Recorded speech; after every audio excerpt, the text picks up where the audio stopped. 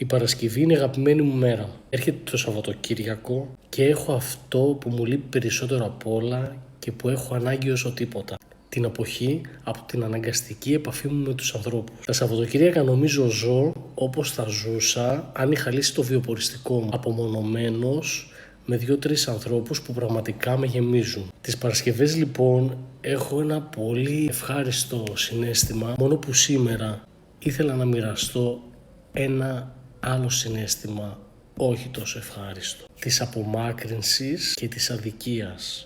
Και ήθελα να σας πω πού κατέληξα. Αν ποτέ λοιπόν σας βάλουν στο περιθώριο, αν ποτέ νιώσετε αδικημένοι και αν πιστεύετε ότι δεν παίρνετε τα επειδή σε όλα τα γιατί σας από ανθρώπους που τους χαρίσατε γέλιο, χαμόγελο και δεν τους βλάψατε, όσο και αν σας τρώει το μυαλό και την ψυχή, να σκέφτεστε ότι ο καλύτερος καιρός δεν είναι ούτε μια λιακάδα, ούτε μια ωραία χειμωνιάτικη μέρα σε ένα χιονισμένο τοπίο.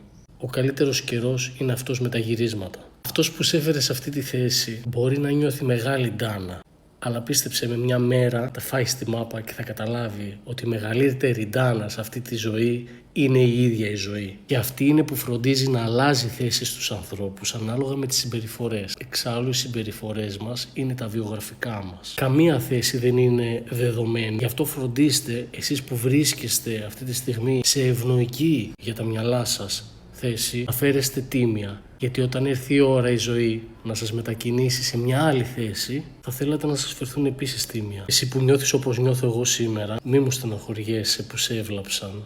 Να χαίρεσαι που δεν έβλαψες εσύ. Γύρνα την πλάτη, διέγραψε καμία επαφή, δεν κάνει κακό. Και να θυμάσαι ότι ο καλύτερος καιρός είναι αυτός με τα γυρίσματα.